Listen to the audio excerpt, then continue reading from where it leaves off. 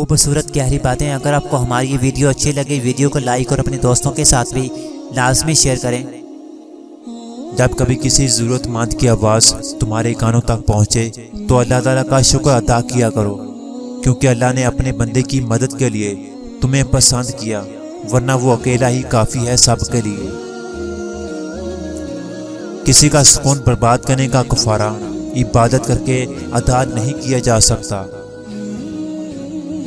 جب نظر ناپاک ہونے لگے تو آنسوؤں سے پاک کر دو، اور جب سر بغاوت کرنے لگے تو اسے سجے کا نشہ پلا دیا کرو۔ کوئی سفر لا حاصل نہیں ہوتا، منزل نہ بھی ملے تو راستے بہت کچھ سکھا دیتے ہیں۔ جس طرح جسم کو بیماری کی موجودگی میں کھانے کی لذت حاصل نہیں ہوتی، اسی طرح گناہوں کی موجودگی میں دل کو عبادت کی لذت نصیب نہیں ہوتی۔ دنیا میں اس سے بڑھ کر اور کوئی ایوارڈ نہیں ہو سکتا کہ لوگ آپ کی تربیت کی وجہ سے آپ کے والدین کی تعریف اور عزت کریں۔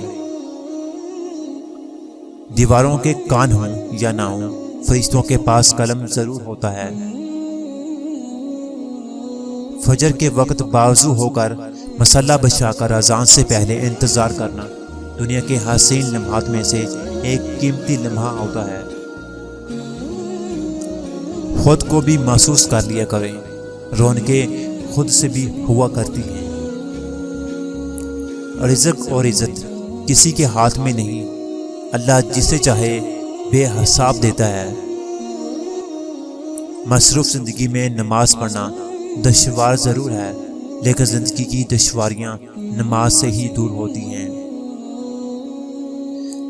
زندگی میں اگر خوش رہنا چاہتے ہیں تو ایک چھوٹا سا اصول بنا لیجئے، جو کھویا اس کا غم نہیں، جو پایا وہ کسی سے کم نہیں، جو نہیں ہے وہ ایک خواب ہے، جو ملا ہے وہ لاجواب ہے۔ دنیا کی ساری مشکلات حل ہو سکتی ہیں اگر ہم ایک دوسرے کی باتیں کرنے کی بجائے ایک دوسرے سے باتیں کریں۔ امید اللہ سے ہو تو کسی چیز کا ٹوٹنے کا ڈر نہیں ہوتا۔